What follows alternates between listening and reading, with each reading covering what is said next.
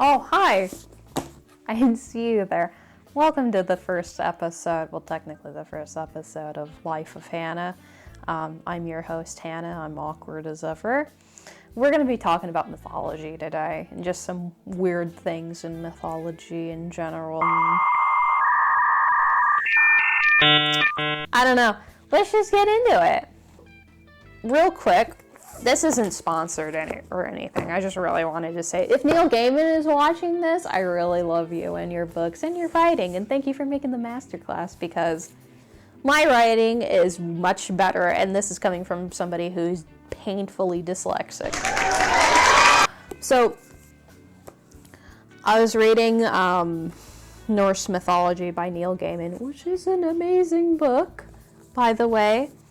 And I was reading the Ragnarok section, and I wanted to look a bit more on Ragnarok and be like, you know what? Yeah, I'll research it even a bit more. Now, you see, I've grown up with Norse and Celtic mythology, and those two I really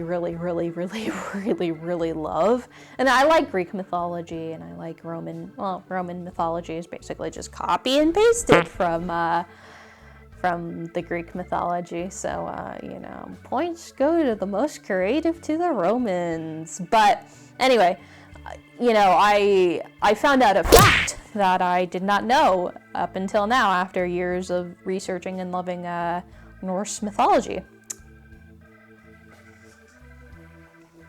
You want to know how Loki comes in and arrives in Ragnarok? You want to know how the trickster god himself makes his, grand entrance. Do you like to know how? He comes in sailing on a ship.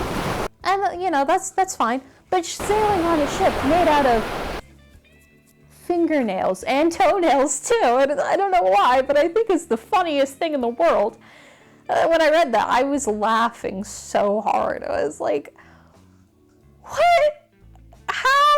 Why? Why is this a thing?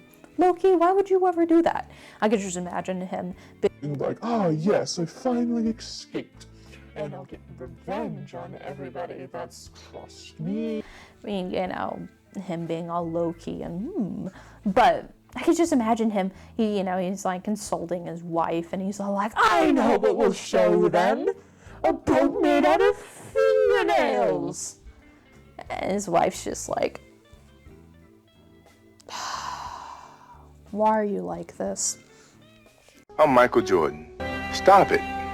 Get some help.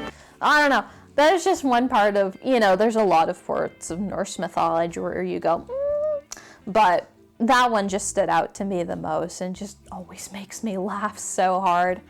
Let's talk about Indian mythology, because I know a lot about Indian mythology. I only know about the tales of Krishna. To be honest, if I'm going to be bluntly honest, that's the only thing I really know.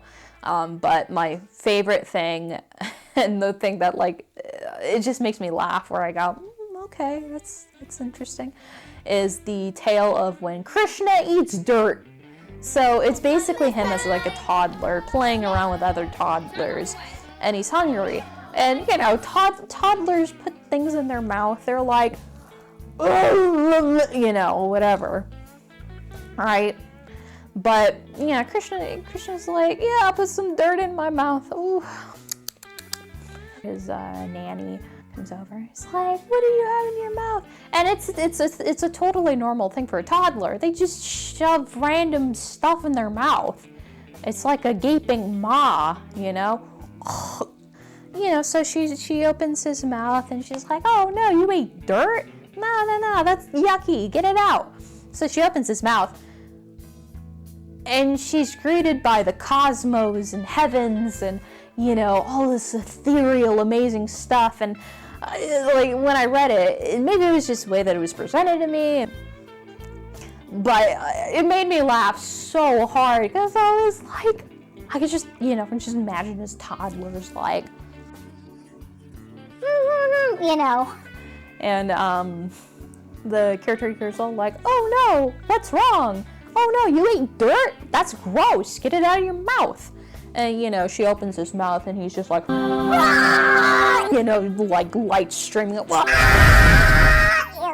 you know. And she's all like, oh my God. Probably had a nervous breakdown afterwards. I mean, I would. This has been Life of Hannah. I'm awkward as ever, and subscribe if you like what you see, honestly.